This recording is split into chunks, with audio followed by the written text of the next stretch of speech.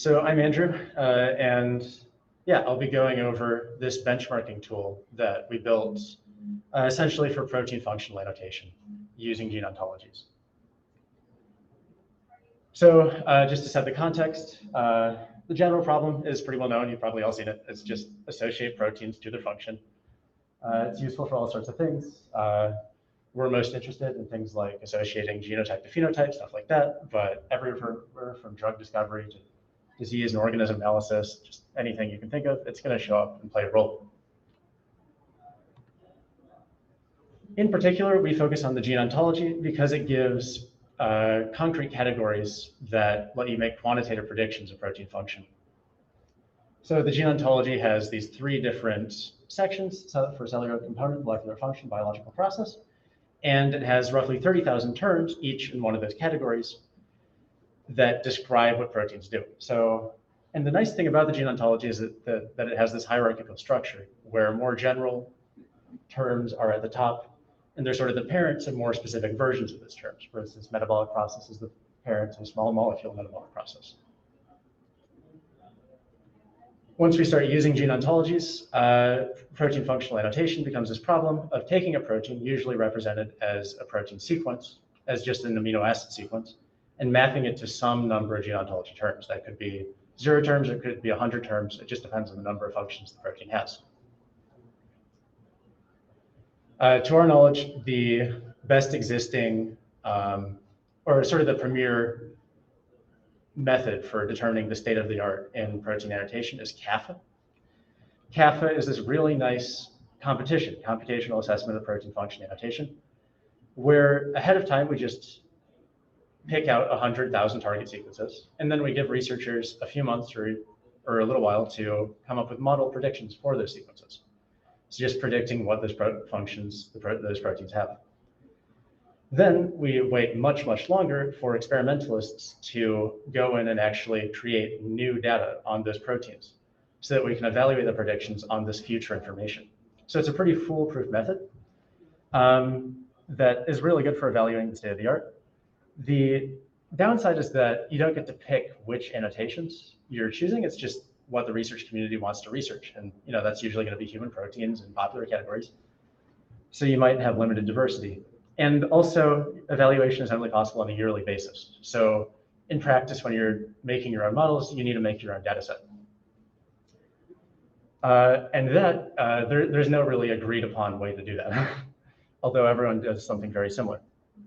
Just to give you some examples, I pulled up just 4 papers in the category of gene ontology annotation. You definitely don't have to read all this. I just extracted some of the relevant paragraphs from their method section to show what people do to generate data sets. You can see that there are some reoccurring key terms like Swiss-Prot, filtering by evidence codes, filtering for at least one functional term, or in this case, at least, or filtering by the number of proteins associated with the term. All of these data sets end up being pretty similar. They're based on very similar sources of data, but they're different data sets, and you can't actually compare what you get from the different models. So what's nice is that because they come with similar data, there's this reoccurring pattern where you take all the known gene ontology annotations. Here I've pulled out the gene ontology annotation database. It's just a huge database with literally 1 billion rows associating proteins to gene ontology terms. And this is usually combined with some protein database like UniProt. So UniProt, you've probably seen, is a huge database containing hundreds of millions of proteins. In practice, people usually focus on Swiss-Prot, which is much smaller and contains only 500,000 proteins.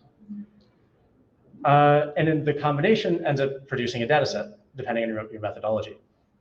What we have is basically just this tool that lets you get a data set immediately just by automatically combining them and adding the filters that you're probably going to use anyways.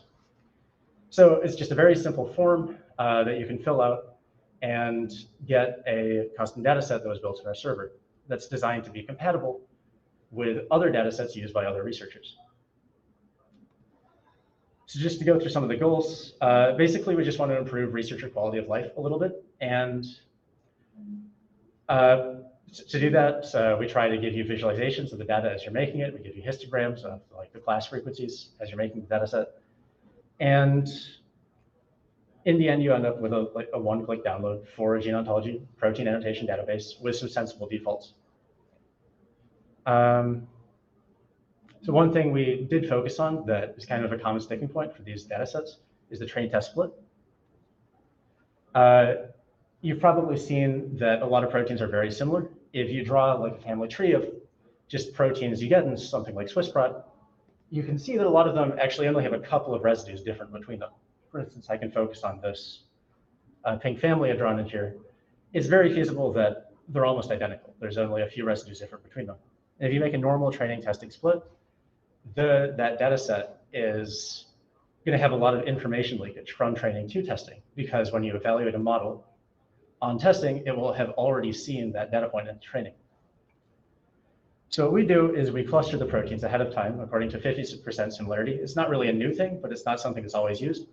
So it's nice to get that automatically, especially since you normally need something like a custom Python script to do that.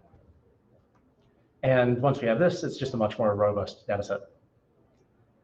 Another one of our goals is filtering for evidence quality, since gene ontology annotations have very different levels of quality, and it's often ambiguous what you're looking for. Just to very briefly go over the different types of evidence you might get. The highest quality is just direct experimental evidence. If you observe a protein doing something, you can be pretty sure that it does do that thing. At a lower level, you have things like phylogenetic evidence, where you're just basing it off of ancestry, which can also be very reasonable to train a model on. What you probably don't want to train a model on is electronic annotation, which is essentially other model predictions. It's kind of like the blind leading the blind if you do that. So what we do is we let you filter through for that automatically in the website, and we have some presets that we think will give good results for both training and testing.